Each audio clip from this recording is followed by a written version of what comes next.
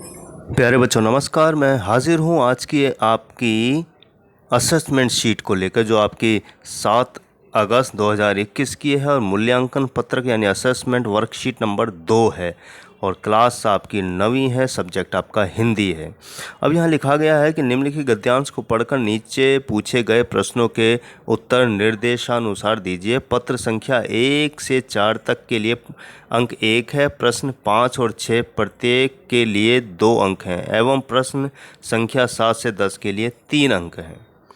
तो आइए शुरू करते हैं, पढ़ते हैं कि आज का युग वैज्ञानिक और औद्योगिक युग है। औद्योगिकरण के फलस्वरूप वायु प्रदूषण तेजी से फैल रहा है। ऊर्जा तथा ऊष्मा पैदा करने वाले संयंत्रों से गर्मी निकलती है। यह उद्योग जितने बड़े होंगे जितना बढ़ेंगे उतनी ज़्यादा गर्मी फैलाएंगे। इसके अतिरिक्त ऊर्जा उत्पन्न करने के लिए ईंधन प्रयोग में लाया जाता है। यह प्राय पूरी तरह नहीं जल पाता। इसका दुष्परिणाम यह होता है कि धुएं में कार्बन मोनोऑक्साइड काफ़ी मात्रा में निकलती है। आज मोटर वाहनों का यातायात तेज़ी से बढ़ रहा है। 960 किलोमीटर की यात्रा में एक मोटर वाहन उतनी ऑक्सीजन का उपयोग करता है जितना एक आदमी एक वर्ष में चाहिए। दुनिया के हर अंचल में मोटर वाहनों का प्रदूषण फैलता जा रहा है। रेल का यातायात भी आशातीत रूप से बढ़ रहा है। हवाई जहाज़ों का चलन भी सभी देशों में हो चुका है। तेल शोधन, चीनी मिट्टी की मिलें, चमड़ा, कागज़, रबर आदि कारखाने तेज़ी से बढ़ रहे हैं। रंग वार्निश, प्लास्टिक के कारखाने बढ़ते जा रहे हैं। हर प्रकार के यंत्र बनाने के कारखाने बढ़ रहे हैं। ये सब ऊर्जा उत्पादन के लिए किसी न किसी रूप में ईंधन को फूंकते हैं। ये अपने धुएं से सारे वातावरण को दूषित करते हैं। यह प्रदूषण जहाँ पैदा होता है वहाँ स्थिर नहीं रहता, वायु प्रभाव में यह सारी दुनिया में फैलता है।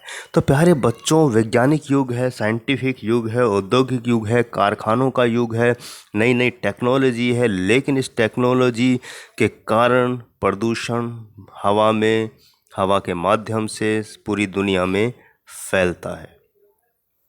जैसे कि बताया गया इस गद्यांश में कि 960 किलोमीटर की एक यात्रा में बस या वाहन जितनी ऑक्सीजन का उपयोग करता है आदमी 1 साल में करता है।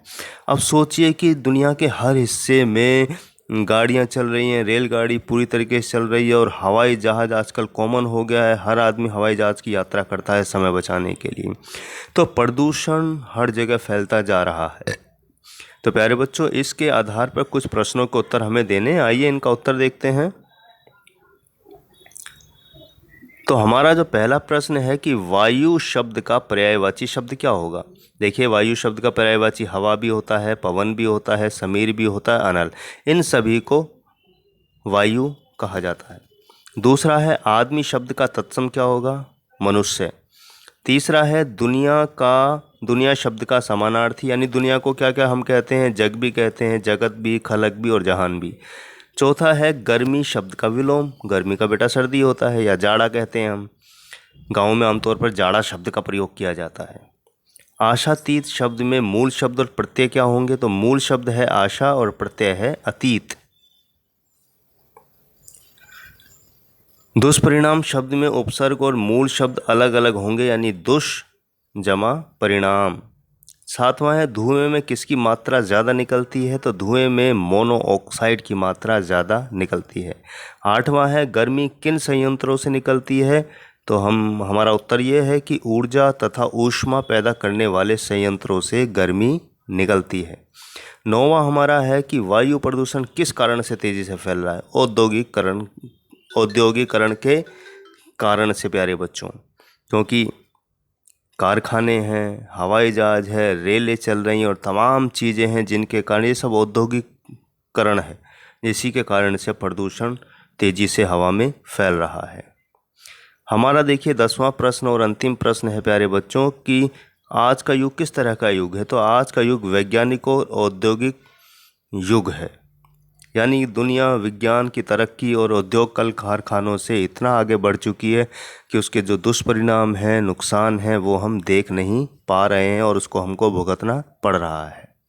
तो प्यारे बच्चों, इस तरह से जो आज का आपका सेकंड असेसमेंट शीट थी नंबर 2 9वीं क्लास की, वो कंप्लीट हुई है। आप समझिए और कॉपी में करिए।